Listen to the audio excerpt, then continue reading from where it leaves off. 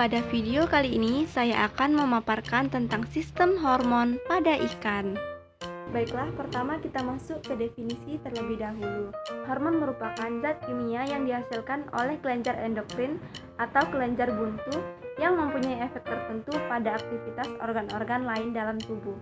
Kelenjar ini merupakan kelenjar yang tidak mempunyai saluran sehingga sekresinya akan masuk aliran darah dan mengikuti peredaran darah. Apabila sampai pada suatu organ, maka hormon akan merangsang terjadinya perubahan. Nah, ikan memiliki beberapa kelenjar endokrin yang menghasilkan hormon, antara lain ada pituitari, tiroid, ginjal, gonad, pankreas, dan urofisis. Baiklah, akan saya jelaskan satu persatu mulai dari yang pertama ada kelenjar pituitari. Letaknya pada lekukan tulang di dasar otak atau sela tursika. Terdiri atas dua bagian utama, yakni adenohipofisa dan neurohipofisa. Adenohipofisa terdiri atas pars distalis dan pars intermedia.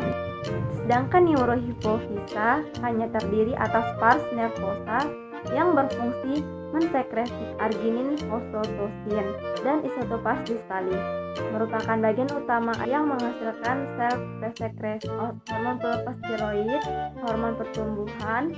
Yang kedua adalah tiroid. Fungsi dari tiroid ini yaitu membuat, menyimpan, dan mengeluarkan sekresi yang terutama berhubungan dengan pengaturan laju metabolisme.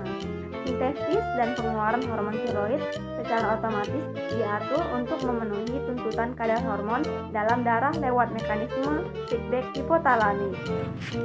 Nah, ini merupakan gambar letak kelenjar tiroid pada ikan. Yang ketiga adalah gonad. Gonad merupakan kelenjar endokrin yang dipengaruhi oleh gonadotropin hormon atau GTH yang disekresikan kelenjar pituitari. Meskipun gonadotropin tidak secara langsung memengaruhi perkembangan telur atau sperma ikan, namun mempengaruhi sekresi estrogen oleh sel-sel folikel telur dan androgen oleh jaringan testis. Yang keempat adalah ginjal. Ginjal ini merupakan salah satu organ yang memiliki sel-sel endokrin, antara lain jaringan internal, sel-sel kromafin, juxtacromellurus, dan corpuscles caneus. Fungsi kelenjar ini dikontrol oleh pituitari melalui ACTH. Nah, yang kelima adalah kelenjar ultimobrachial. Pada teleostei, kelenjar ultimobrachial terletak pada septum pemisah antara rongga abdomen dan sinus venosus. Tampak sebagai pita berwarna putih pada septum. Kelenjar ini serupa dengan paratiroid pada vertebrata tingkat tinggi, tetapi tidak berupa folikel, melainkan menyebar pada septum. Kemudian yang keenam ada urofisis. Nah, urofisis ini merupakan neurosekretori yang terletak pada bagian belakang spinal cord. Urofisis didapat pada setiap spesies ikan, namun fungsi hormon yang dihasilkannya masih menimbulkan kontroversi.